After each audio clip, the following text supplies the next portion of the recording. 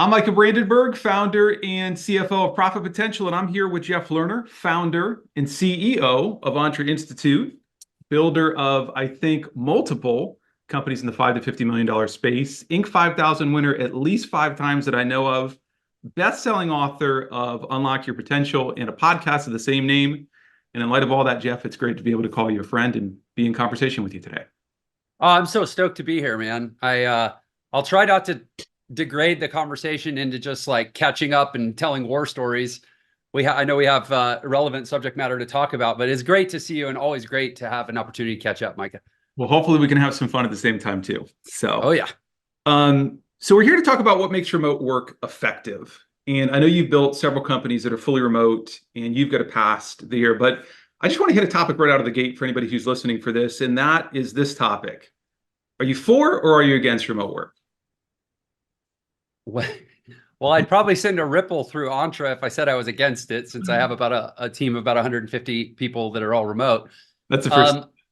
Yeah, I am for it. Although I say that now in the context of being a lot more informed about what it is that I'm for and what it takes to make it work. I love so that. Now that I know I'm for it, I think there were times when I was vacillating. Yeah, interesting. And I want to talk about some of those opinions that have changed for you over the years. But I'm curious, you're obviously for it. There's a personal experience that you've got. What's your context? What's your backstory in terms of work history? I know you've been an entrepreneur your whole life. Have you run some of your companies fully in person? Have you done hybrid? Have you done remote? What does that look like for you in the past?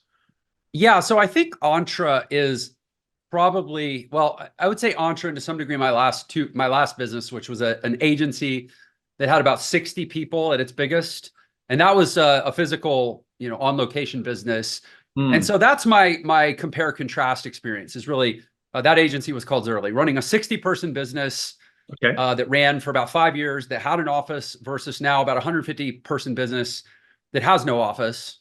And everything prior to that, there's an issue of size here, like a matter of size. If you have a 1 to 5 to 10-person operation, saying that, oh, we're remote, is just a completely different dynamic than, 10 times that big.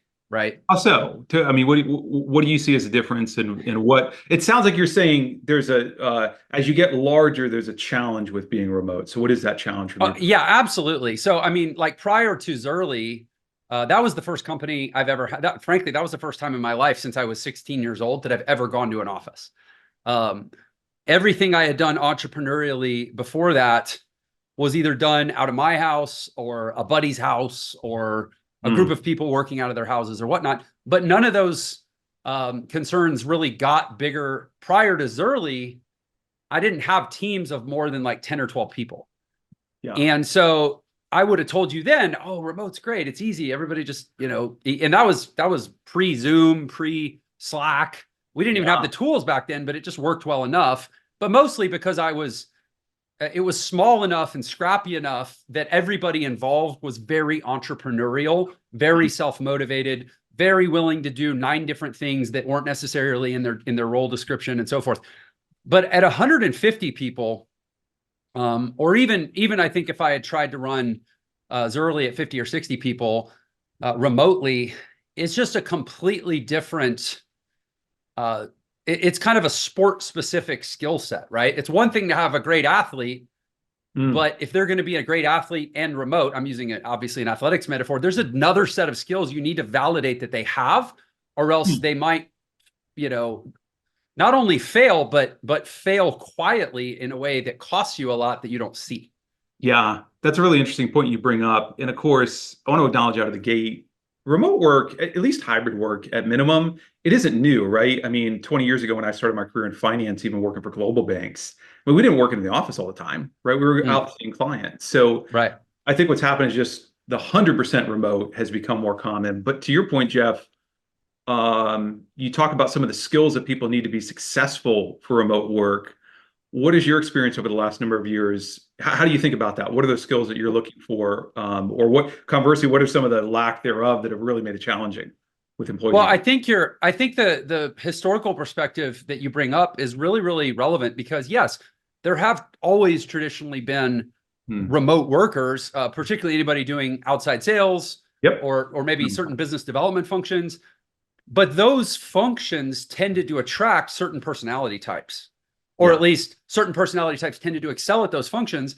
And those personality types, I think, also lined up with the personality types of people that would excel at remote work, because it's intrinsic motivation. It's sort of an infinite appetite for more and more challenge and more opportunity. A lot of those roles that traditionally function that way were like, let's say they were commission based, so somebody could work harder, push themselves harder, and make more money.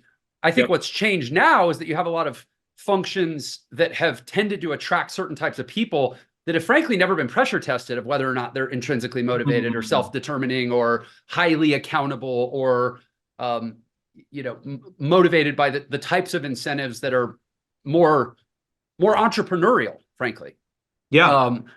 And so honestly, I mean, this is one of the reasons, I mean, Entre Institute, my business, we are an entrepreneurial education platform. And a lot of people initially assume that like, oh, well, Entre must just teach online businesses or how to start your own business or a side hustle. And there's a lot of that. Certainly that's what most of our students come in to initially to learn. But what you end up, I think, exposing is that we're really in the business of teaching a certain orientation and skill set. And when I say orientation, I mean an orientation toward value creation.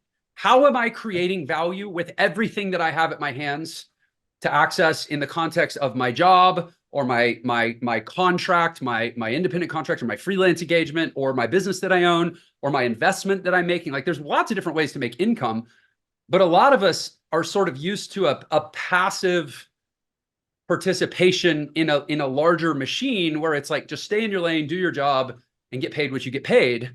That mindset doesn't translate that well to remote work. And I'm not saying it can't, but it's the people that are more like, dude, tell me what I can do. How can I create as much value as possible? I want to be a wrecking ball of value.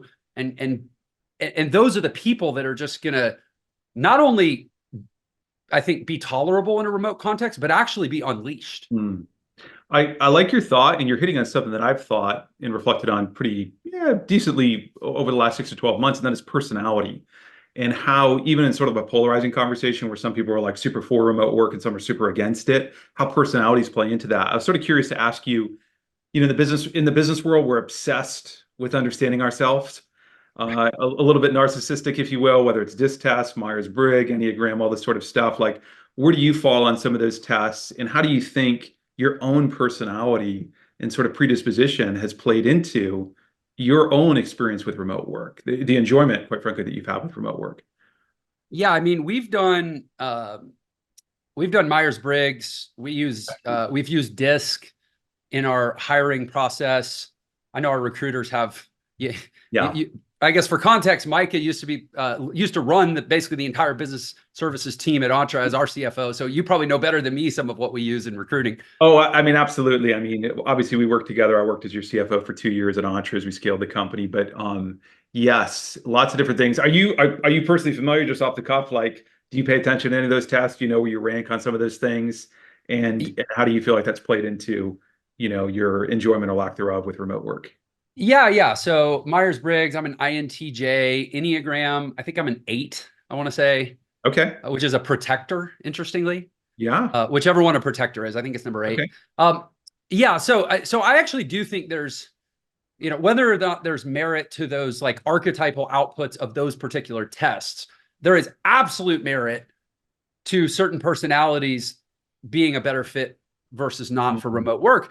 And I think that's probably one of the biggest challenges in the actual deployment of the remote work idea into the real world, where it was a lot easier back when we say like, hey, salespeople are wired a certain way, so we let them do their thing. But now it's like, we let everybody do their thing, but not everybody's wired to do well at their thing that way. And so then there's like this egalitarianism of like people like, well, it's not fair. How come Joe gets to work remote and Sally doesn't? And it's like, well, yeah, Sally literally needs to be in an office or she's not going to thrive. Sure. And then, but I mean, does the current battery of personality tests explicitly screen for that? No, I think you're kind of having to try to extract non-obvious conclusions, perhaps. What's really interesting, I kind of hear you saying this, Jeff, and you tell me if I'm wrong, is at least for me when I'm hiring, and we did a lot of hiring when we worked together over the course of 2 years, scaling from 30 to 150 people, is I think a lot when I'm writing a role description about skills and experiences that would tell me if somebody, potentially can do what I need them to do, right?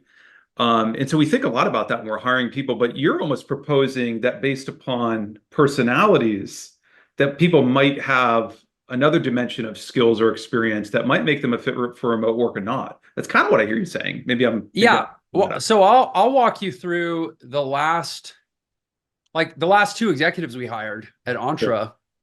Sure. Both had, the heuristic that is nice if you can get it is, have they ever actually run a business? Yeah. And we were fortunate that we were able to find two strong executive leaders that at least at some point in their, CV had one had actually founded a business within a business that ultimately grew larger than the business it was within and exited, and he had a multiple 9-figure exit, and then he stayed in corporate. But I knew from that one experience and from hearing him talk about it that he understood something. And then similarly, we've had other executives that have big company, call it big corporate experience. And then, whether through, exercising options or some other liquidity event, they reach a point in their career where it's no longer, they're not really financially motivated or focused. So they're like, okay, I'm going to go out into the wild a little bit, and they get startup experience. And that's when you see things like, oh, well, in my corporate career, I was a, CFO. You're a good example, right? But then I've done some other stuff where I was a COO and I was a CRO, and frankly, I was a janitor, and I worked in the mailroom, and like you just find these people that have that experience, and that's my heuristic, because there is, to my knowledge, there's no assessment for that personality type. What I hear you talking about is almost more about drive, like passion to create, passion to deliver value, and a drive, maybe even more so than other ways that we might analyze a person. Yeah, there's a lot of psychology around what happens to human beings when you start removing their guardrails. Okay. And it's a relatively, I think that there's the shift in the economy right now is probably a forcing function for actual human evolution, where I think like a few hundred years from now, I don't think biological evolution happens on a span of 100 years or a couple hundred years, but I think psychological evolution does. And I think it's not going to be too long before we're looking back at the right now world and saying that was a time when the hierarchy of haves and have-nots, or thrivers versus mere survivors, got reshuffled, because there were a lot of people that were optimized to thrive in the late 20th century world who couldn't hack it in the 21st, because they didn't have that same get up and go. Yeah. They were technicians, and as long as there was a boss watching them work, they were great. But you remove that guardrail and they freaking self-destruct, and you put them out on the road, or you send them home, and they spend 7 hours on Reddit instead of doing their job. Great points. Great points. I always got to weave in a music reference. You're a killer jazz pianist. I'm a cellist. We played some music together before. How do you think, obviously we're sort of talking about, hey, remote work works great for some people, but apparently it doesn't for other people for certain reasons, right? Whether that's by formation, nature, or whether it's by nurture. How do you think being a pianist with sort of the solo practice, because a lot of remote work, obviously when you're outside of meetings, it is solo, right? Like you're alone, and you have to have that clear vision of what you want to get done and actually get it done. Do you feel like music has had an influence on your life and that sort of discipline and drive? Oh, 1,000%. And that's one of the things that I am sort of, again, since there's no formal mechanism for this, you're always just sort of analyzing for like heuristical measures. But it's like, is this a person that knows how to sit there for 10 hours with no one telling them what to do, and being like consistently and inspiringly productive and effective for that entire span of time? And you and I both know that about each other, because you wouldn't be able to play the cello the way you do if you hadn't done that, and I wouldn't be able to play the piano that way if I hadn't done that. But like, if you don't have a tangible evidence that somebody is wired that way, the reality. Oh, I've just lost you on audio, Jeff. Test. I'm back. Can you hear me? There you go. I don't know. Sorry, I had an internet hiccup. Was I able to finish my line? You weren't, you were in the middle of it. So we were just, yeah, you were just riffing a bit on, you're riffing a bit on that sort of self-motivation that music teaches us, which is really interesting. Just to pick up on that thought, it's neither one of us started there in the beginning, right? Even like in our musical studies. So how do we, I mean, how do you think about hiring people into the business who are essentially beginners in this sort of a way, right? I mean, people, I guess what I'm communicating in a really poor way is not everybody is fully mature in this area. Does that mean they're not a fit for remote work, or does that mean that they just need a little bit more management and oversight and just need to grow over time? So I will speak directly from my experience of running a remote company, scaling a remote company over the last 5 years, and say some perhaps brutal, unapologetic truth. Go for it. I love it when you say provocative things. So first of all, since I didn't get to finish what I was saying before, since I got interrupted by the signal, I was just saying I think in the absence of a formal screening mechanism or a general immaturity around, recruiting on the basis of a remote work environment and what's going to lead to, effective outcomes, we're all sort of like desperately reaching for tangible or obvious heuristical measures. And in the case of you and me, the simple fact that we're great musicians, and I say not great, like we're top 1% elite musicians that have clearly spent thousands of hours in our craft. That just tells us something about each other, right?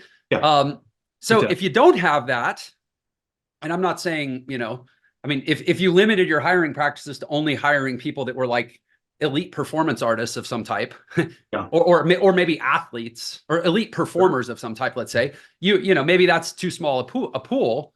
Although I would say, to the extent you can do that, probably you should, just because it's a safety. But then I think it's about actually just getting pretty ruthless. Whereas people come in, say, look, this is the remote environment. These are the expectations of a remote environment. These are the things about a remote environment that perhaps were not true in your previous engagements in non-remote environments. These are our expectations. And to be honest, we're pretty intense about whether or not you're cutting it. Like, and defining kind of your SLAs, yes, what your expectation is of how they're going to show up. And that's the other piece I was going to say that we haven't really talked about yet is, yeah, there's a lot of onus on the individual to be a, call it, remote worthy person. But there's also, and this is what I think I've learned the most about in the last 5 years, how to create a culture that, assuming you do find the right person, maximizes their effectiveness and actually harnesses the advantages of being remote. And that actually has turned out to be just as big, if not an even bigger piece, is like, once we got a little better at finding people that were likely to thrive in this type of an environment, there's still, and you were present for much of this learning of, like, there are systemic challenges in a remote environment that you have to solve for in terms of your culture, your work, your business operating system. Yep. Like we learned that, you plug, let's say you plug EOS in, or, you plug ETW in, or you plug, It could be OKRs, it could be scaling up, it could be any of these sort of. Yeah, you plug any of these systems in. All of these business operating systems were basically designed in a premises-based work environment. Yeah. And they all need to be adapted. I actually think there's going to be a whole movement in the next 10 years of adapting and upgrading all of the operating systems to be work remote and hybrid versioned. Because here's the number one thing that I'll say is there is a different standard of communication that is required in a remote environment. And the best way I can sort of put a fine point on it is, we all know that 8% of communication is what we say, whatever, 22% is how we say it, like inflection. And then like the other 70% is like our body and our energy, and it's not even verbal, right? Yes. In a remote environment, all you have at best is the 30%, mostly just the 8%. All you really have is what people say. Sure. And so you're building an entire organization off of only about 8% of the communication that used to be the foundation of your organization. So people need to get intensely effective and intentional and abundant about that 8%. you've hit on so many themes I want to hit on, but I want to stay on this communication thread in the Okay. importance and the challenge of it in remote work. So we've got different kinds of communication, right? We've got written text communication, we've got Loom videos, which are short little, 5-minute videos you could record for somebody, right? Where they can see you. I mean, obviously you can get into live Zoom and all that. Like, how do you think about matching the intent of your communication to the medium? Hey, should I, record a video for everybody and post it on Slack? Should I write a text?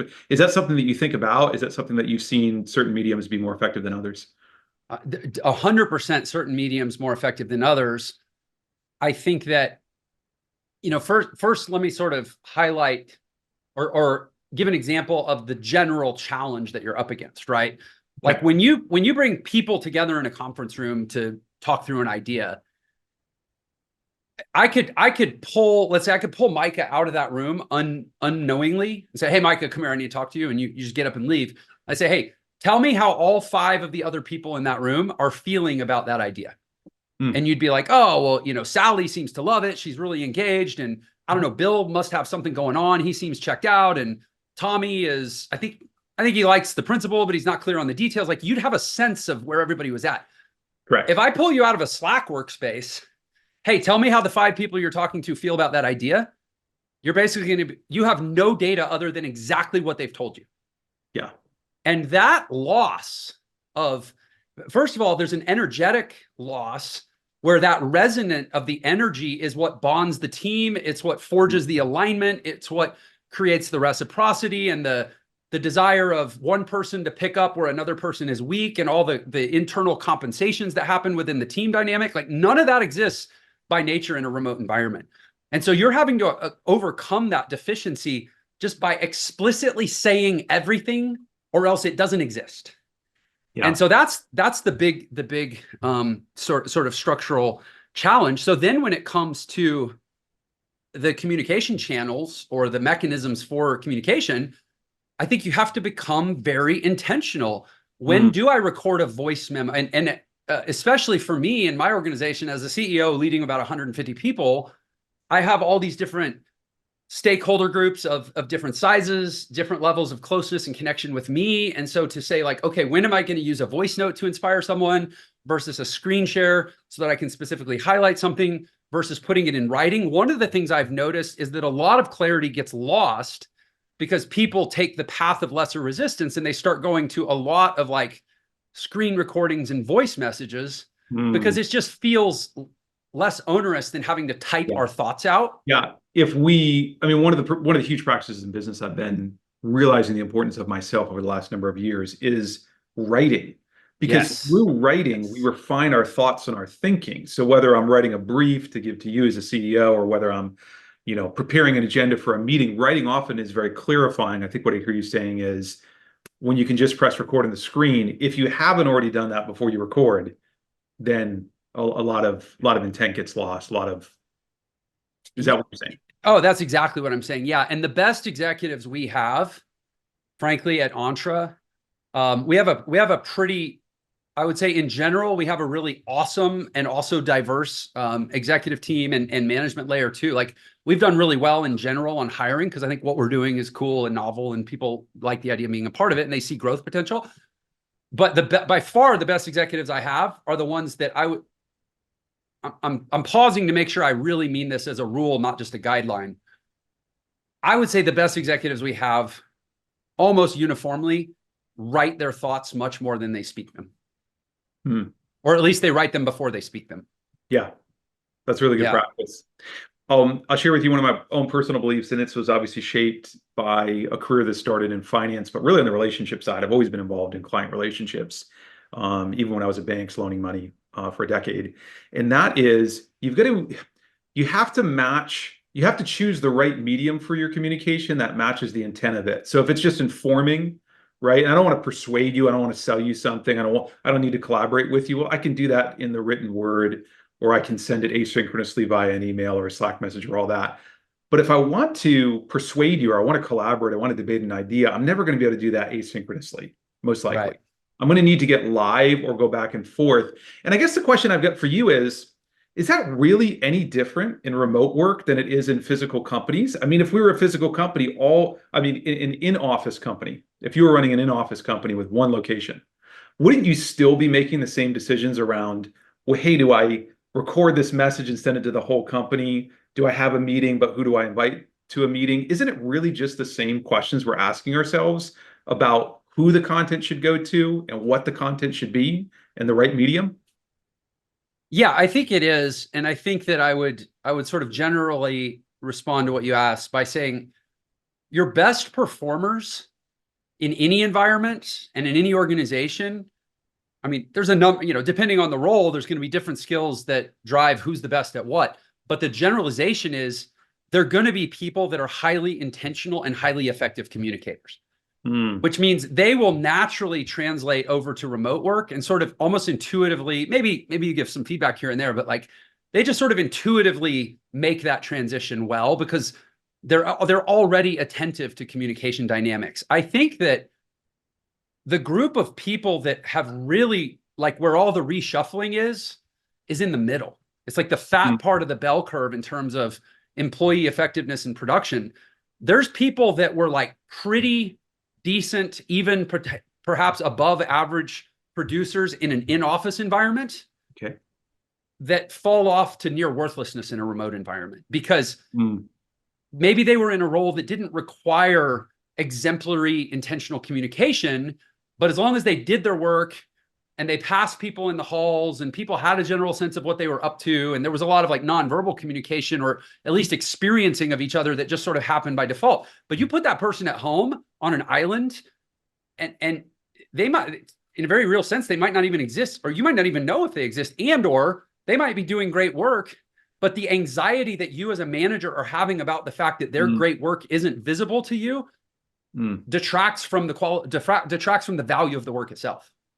I love your focus on being highly intentional and effective. One of the lines that I love to laugh about is people are like, well, I can't just bump into people around the office. When I've read a lot of articles about managers and leaders, and like, well, I can't just bump into people around the office and have a chance to talk to them. And my own thought is like, if your management strategy is basically that haphazard, that you rely upon random chance meetings to communicate your vision and catch up with people, I think you get some bigger issues. Yeah, I agree with that. I think that there's also, though, because I totally agree with that in terms of whether you're in an office or not, you should know that you have defined, predictable systems that are going to accomplish all the information exchange that needs to happen, whether or not you pass people in the hall or not. I totally agree with that. So, however, or in addition to that, though, there is, call it a camaraderie or a culture or a team dynamic that happens just when people are in proximity. And so I think another piece of the remote work conversation is about, if you're going to have a remote culture, you're going to have to compensate for you're going to have to find different ways to build culture and connection because it's not going to happen naturally at all. So I'll share with you one that I do, and I'd love to hear how you do that. But particularly when I was at Entre, and I had, I don't know, 7 direct reports who are all leading different teams and departments, is I believe in what I call planned spontaneous communication. So planned spontaneous, it's actually totally ironic, right? And so what do I mean by that? It's really the concept of saying, as a leader, I want to be intentional in reaching out to my people and just checking in on them, but I want it to feel spontaneous to them. So for me, I like to walk a lot. So I pick up the cell phone. In fact, my old direct reports to this day still tease me about the fact that I'm like one of the only bosses that they've had who calls them all the time on their cell phone in remote work. And I'm just, hey, how's it going? What's going on in your life today? Just sort of checking in on people. To me, that's one of the ways to cultivate that. What are your thoughts? How are you trying to cultivate that? Yeah, very, very much agree. I think that's one thing that I saw you be very effective with, and that I've taken on to some degree. Particularly if, it's different depending on your role too, right? Frankly, the higher up in the org chart you are, the more people value one-to-one communication from you. Yes. I mean, that's just sort of a social dynamic. And so one of the things I've been very intentional about is intentional, spontaneous gratitude, right? Is like, I'll put time on my calendar that's like, okay, I don't know who it's going to be because it depends on the day, but at this time, I'm going to send 2 people a message letting them know that I've seen what they've been doing and I appreciate it. In fact, actually, I'm glad we're talking about this because it's a reminder to re-engage that practice. I've kind of let it slack off, but yeah, there's stuff like that. There's especially one of the nice things about a remote environment, if you have shared calendars, is you can actually see when people aren't scheduled. Yes. And reach out to them spontaneously during those intervals. But again, there's probably a 1,000 permutations of these types of ideas. The point is, what we're talking about is intentionality. Yeah. But this type of intentionality is not native to most people that come from more traditional environments. It really, really has to be built like a muscle. Yeah. So one of my theses or thesis, whichever word is appropriate, is that really remote work requires the same sets of intentionality and thinking from every manager and leader, but we just have to begin to think about how to deliver those experiences and interactions in a remote way. What are your thoughts on that? Do you agree with that? Do you kind of disagree with that? You think I'm missing something? No, I think you're totally spot on. Yeah, it's like remote. It's like I said earlier, remote work is its own skill set, but I think also to your point, it's its own tool set, right? Like even for me, like, okay, let's say I want to do something, I want to share something visual. Well, am I going to go to Slack's native video sharing feature? Am I going to go to Snagit? Am I going to go to Loom? Am I going to go to Droppler? Yeah. Or am I going to go to Camtasia? Well, that's going to have a number, there's going to be a number of factors in that, right? Yes. If it's like, if I'm quickly pointing things out and stuff, Snagit's going to be most effective. But by the way, some of those platforms have like Slack's native platform, I think has a 5-minute time limit. If it's going to be really complex, I might go to Camtasia. And like, most people, let's say somebody that has a function that has typically not involved any sort of media or production or creation, they're going to be like, none of this is relevant to my job. But now that you're in a remote environment trying to communicate information without face-to-face as a tool set, it is now relevant to your job. And in a sense, there's probably a new set of tools that everybody needs to learn in a pretty sophisticated way that it's never even been on their radar before.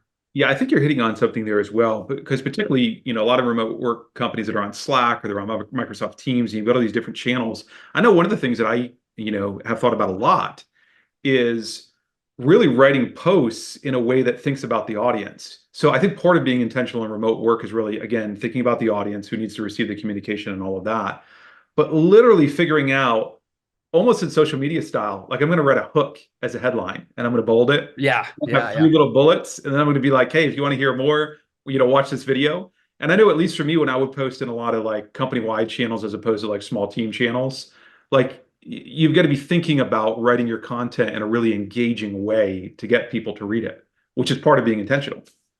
Yeah, that's kind of what I was saying. And when I think there's skill sets and tool sets that didn't used to be part of the job that are now, where like to your point, everybody in a remote environment to some degree is a copywriter because you have to write in a way that gets read. Oh yeah.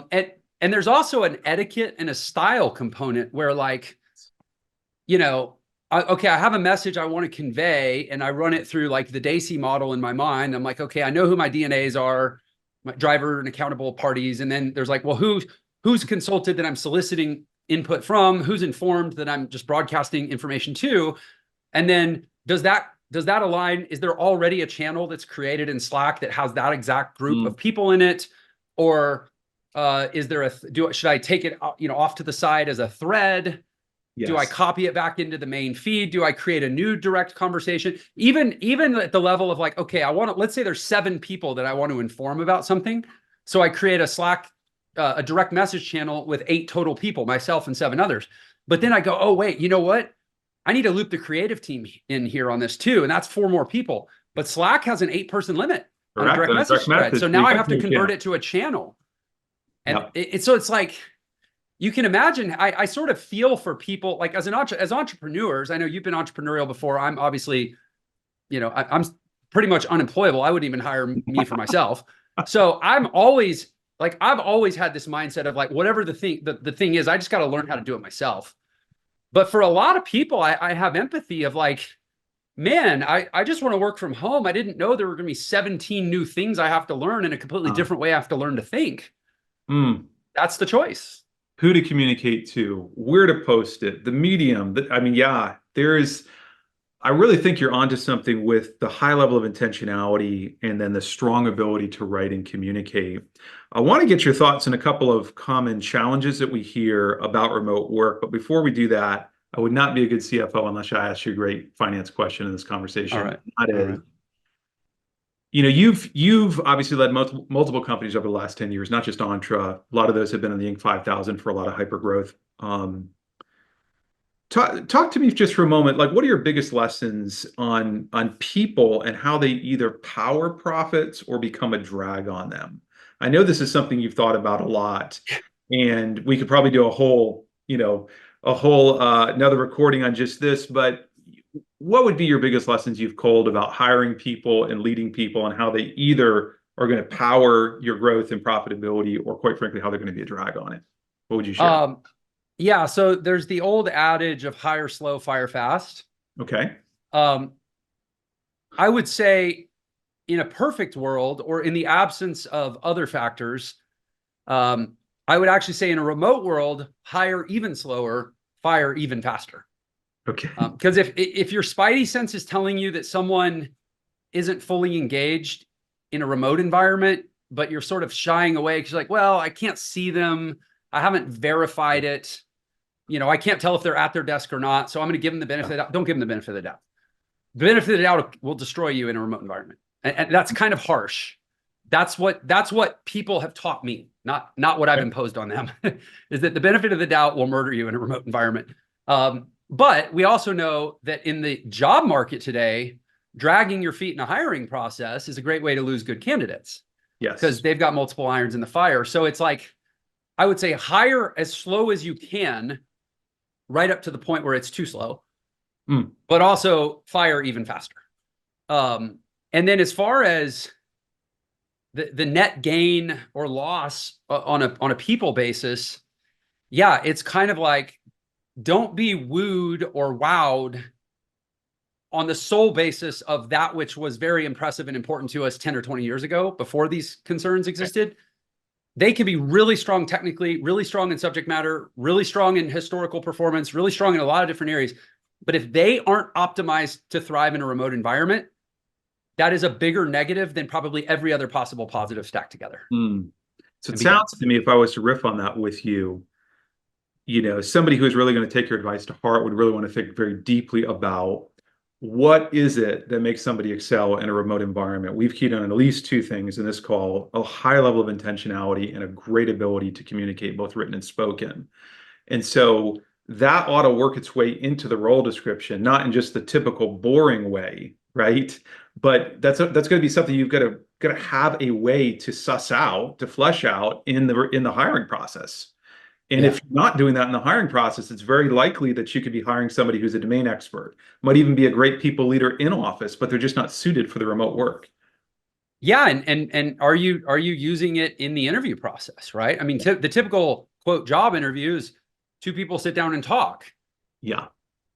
Historically in person, and yet in the paradigm that we're discussing, that fails in any way to meaningfully evaluate what could be the most important set of skills for success. Yeah, 100%. 100%. I've got a lot of thoughts, as you know, I'm on recruiting and hiring and leading. But yeah, I think that's a conversation unto itself. Hey, let me hit you with a couple of quick questions. These are ones, again, I hear from folks that are challenges with remote work. And I'm just curious what your experience is and whether you agree, whether you disagree. What are some approaches that you've taken, potentially to combat these? I hear a lot, hey, we can't generate the level of creativity and collaboration remotely that we can in person. And I hear this in particular from creative types. What are your thoughts about that? You're a marketer. It's very real.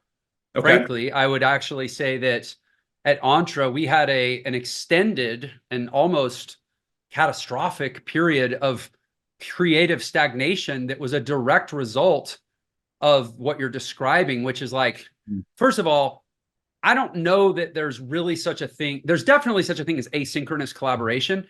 I don't know if there's such a thing as asynchronous creative collaboration. amongst more than two people. Got it. Now, there's lots of stories of two artists collaborating by sending tracks back and forth to each other and adding their layers. Sure. But you start getting 3 or 4 artists in the mix, or It's creatives, or of any type. So what's your solution? I mean, honestly, we've started a couple things. We actually bring our creative team together in person, at least once a quarter, to sort of do the primary brainstorm work. Okay. And then you can ready, set, break for the next 90 days and actually go produce it all and collaborate on it. But there is a magic that's missed. And now I do think eventually technology will get to where, you know, when we have these like actual immersive metaverse environments where we can go in and feel like we're actually hanging out, potentially there'll be an offset to it. But right now we've sort of capitulated and just said, we need to get our creative people together periodically. And frankly, however much we're doing that, we probably wish we could do it more if, you know, adjusted for infinite budget and time. Yeah. Hey, one of the ones that I hear a lot is that folks like you and I, who are a little bit more seasoned, love remote work, but it's really difficult for people entering the workforce. And more specifically, it's difficult to develop and mentor employees. They can't just listen to the conversation going on by 2 more senior people in the next cubicle over. What are your thoughts on that? And how would you propose folks address that in remote work? Yeah, I think in general, we've been building a muscle at Entre that I think became, again, I mean, all these challenges have been obvious to us for a while. It's just the repetition and the muscle building. I mean, it's like going to the gym. It's like, oh, I know that bench press is what I need for bigger pecs, but I'm still going to have to go do it 200 times over 3 years to get there. Yep. That's how we are. And one of them is pull people in. Pull people in. You're having an A/B conversation, and as soon as you touch on anything that could remotely impact CD&E, pull them into the conversation. Or, like you said, be developmentally constructive for someone to hear, or maybe your junior person who just has a lot to learn. Pull people in, and that's where that intentionality comes from. If you are not intentionally pulling people in, you are unintentionally leaving people out. Yeah, and it's very black and white remotely in a way that it's not on premises. I think the other piece is your leaders have to, in addition to what you've shared, Jeff, your leaders have to always be thinking about looping in their team. So I know when I used to be in executive team meetings, I'd be thinking, okay, what does my head of accounting need to hear? What does the head of finance need to hear? What does the head of, somebody who wasn't in the meeting? And oftentimes those would be the briefings I would write right after the meeting or the phone calls I would make. Hey, a lot of folks are critical of video conference in the sense that, obviously as humans, we're wired for connection. They feel like, yeah, I'm talking to a screen. How do you overcome that? What are your thoughts on that? Well, first of all, it's hard to enforce a requirement that people be on video. Yeah. And even myself, I take meetings in the car sometimes, and I'll turn video off because I don't want to be tempted to look and wreck my car. But in general, people should be seeing each other as much as possible. And there's probably some coaching around, like, for example, whenever I have a Zoom with a bunch of people, whoever I'm talking to, I will drag their window up to be at the top center of my monitor, closest to my webcam. So that as much as possible, when I'm looking at them and I forget to look at the camera, they still experience it pretty close to me, looking them in the eye. So there's little things you can do like that. There's a whole other element of this, though, that actually crosses into some pretty interesting, maybe even some dicey territory, where there's a lot that we're not supposed to get into with our team members or our employees or our hires or our prospects or whatnot about their home life. There's questions I'm not supposed to ask. Yeah. But if you're going to be working at home, your home life, I don't care what the law says, it has a huge bearing on how you're going to show up to work every day, because that now my office extends into, or my company extends into your home. And so 100%. If you've got 3 kids and 4 dogs and 7 lizards running around your house and a spouse that barges in because they don't respect your boundaries, I know I'm not supposed to ask you about those things in the interview, but I'll sure as hell pick up on them. And again, based on my experience, I'll cut you pretty fast. Yeah. Well, you've hit on something that I think both of us are very passionate about, and that is living a life of wholeness. And at least for me, I think about my life in 4 directions: physically, mentally, emotionally, and spiritually. And I make it clear to folks who work for me, because I do very specific development conversations, and I'll just share with them what my belief is in those 4 areas and say, hey, Jeff, as much as you want to talk about any of those areas, I'd love to talk about them with you. And as much as you don't, I'm happy to not do that.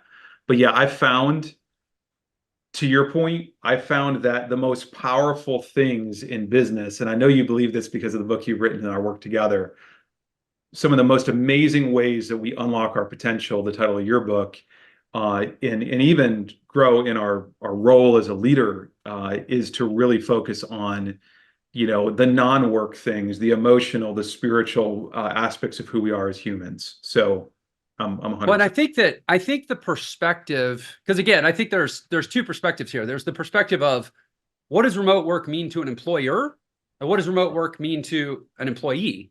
Yes. Are very different perspectives, and then there's other perspectives too. But I think what I would say for the employee, because I do think we unfortunately live in a world where employer-employee has somewhat got an adversarial connotation that I think is tragic and frankly unnecessary. But what I would say to the employee is, if you want to work at home, or if you're taking an opportunity to work at home, understand what that means. It doesn't just mean that you no longer come into the office. It now means that the employer comes into your home. In other words, you've extended what was traditionally our office, the employer's office, you've extended that into your home. And there is you know that my evangelism for entrepreneurial thinking has a lot to do with the blending of the personal and the professional. Yes. But being an employee in a remote environment has that same dynamic where there's I agree, prior to remote work, it was none of your employer's business whether you lived with 9 hippie roommates that were tripping on Molly all day. But now it is my business because they're doing it in my office to some degree, or at least right next door. And to be respectful and sensitive to your employer about that, and not try to have it one way, but also the other, if that makes sense. Yeah, I think it does. I know we're towards the end of our time here, but my thesis on what employees want, period, doesn't matter if they're remote or otherwise, is 3 things. I think it's really simple. They want to be valued, not just for who they are in their role, but as a human being. They want to be empowered to do their best work, which, by the way, you can't empower somebody unless you have clarity about what it is you want them to do. And then thirdly, they want to be developed to do their best work in the current role, but then also they want to be honest about where they want to go next. And assuming they're excelling in the current role, they want you to help give them the skills and experiences to take the next step. My own experience in remote work is, as a manager, the playbook really is that simple. Like, if I make you feel valued, because I get to know you as a person and I do call you and appreciate you, right?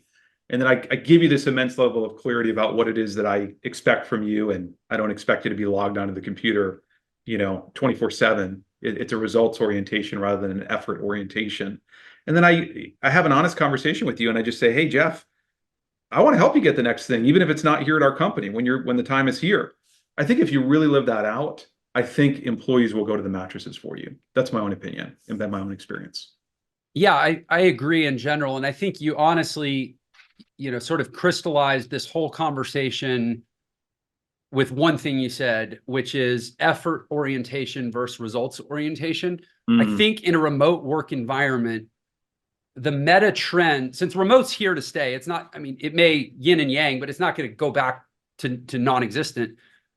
The meta shift that's going to make it work and align everyone's interests around it is going to be more of a shift toward results orientation. Yeah.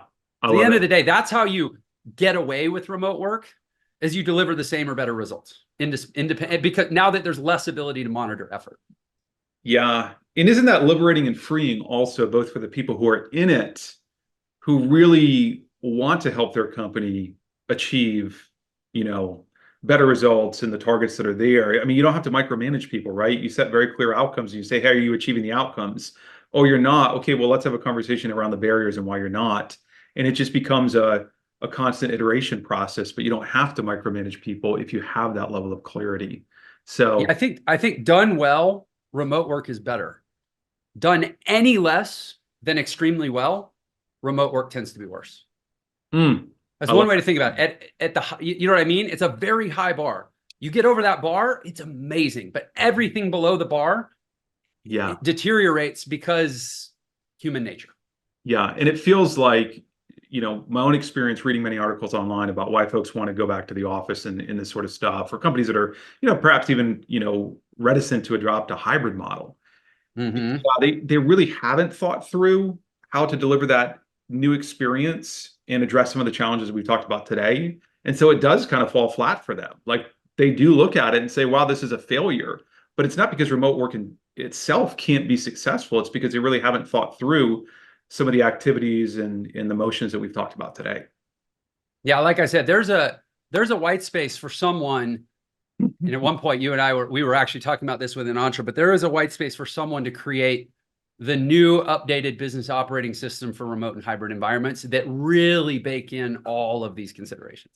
Yeah, I love it. Man, I could talk with you all day on this, but I think our time is out. I know we've hit on intentionality. I know we've hit on communication. I know we've hit on a results orientation. Lots of awesome stuff along the way. But man, it's been great to be with you, Jeff. And have Yeah, likewise, Micah. It's always a joy. I get, I don't want to just say smarter. I think I get more enlightened, is a little different every time we talk. So thank you. It's the best part of talking with someone that you like, right? It means the two parts come together and hopefully make something even better together. Exactly. So, awesome, Jeff. Thank you. And thanks for your time today.